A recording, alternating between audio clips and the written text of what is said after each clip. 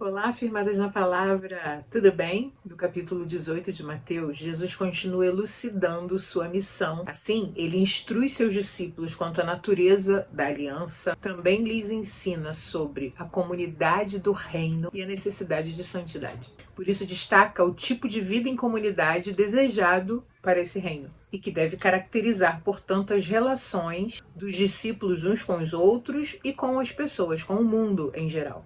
Com a pergunta, quem é o maior no reino dos céus, Jesus leva os seus discípulos a compreenderem que o mais importante não é ter um grande esforço, executar grandes realizações ou apresentar status. O maior no reino dos céus é aquele que se torna menor, como uma criança. Em verdade, lhes digo, se vocês não se converterem e não se tornarem como crianças, de maneira nenhuma entrarão no reino dos céus. A partir do versículo 6, Jesus fala sobre os tropeços. Traz a responsabilidade para aquele que fizer tropeçar um dos pequeninos. Esses pequeninos são os discípulos de Cristo. Ai daquele, portanto, que fizer um discípulo, um seguidor de Jesus tropeçar. Nos versículos de 10 a 14, Jesus fala sobre a ovelha desgarrada, que já foi tema de canções. Ele diz, não desprezem nenhum destes pequeninos, porque o Filho do Homem veio salvar o que se havia perdido. E ele encerra esse bloco do texto dizendo que não é da vontade do Pai de vocês que está nos céus que se perca um só destes pequeninos.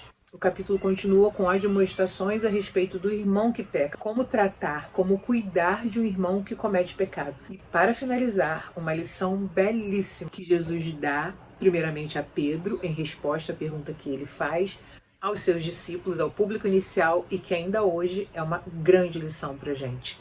A parábola do servo que não queria perdoar. Por isso, o reino dos céus é semelhante a um rei que resolveu ajustar contas com os seus servos. Um deles lhe devia 10.000 talentos, mas não tinha como pagar. Então esse rei mandou que sua família, sua esposa e filhos fossem vendidos e assim a dívida seria considerada paga. O servo ficou desesperado com a aplicação dessa punição e clama e implora aos pés desse rei para que lhe perdoasse as dívidas. E o rei, de maneira bondosa, perdoou-lhe a dívida.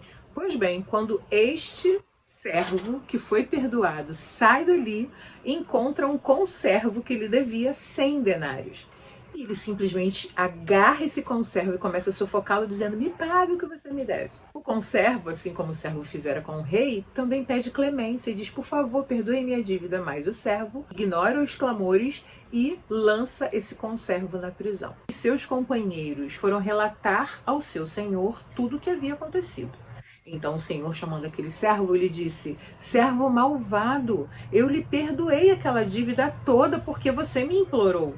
Será que você também não devia ter compaixão do seu conservo, assim como eu tive compaixão de você? E, indignando-se, o Senhor entregou aquele servo aos carrascos, até que ele pagasse toda a dívida.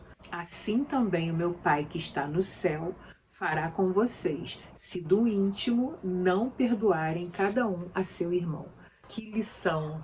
Um coração transformado deve se manifestar através de uma vida transformada.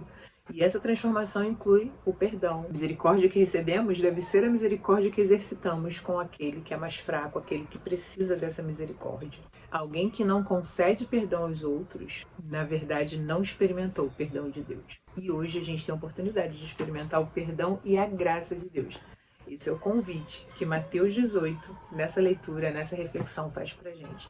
Que o Senhor abençoe a sua vida. Leia o texto, anote, registre, deixe comentários aqui no vídeo. E que a gente continue nessa jornada, caminhando pelo Evangelho de Mateus e aprendendo mais do nosso Redentor. Tchau!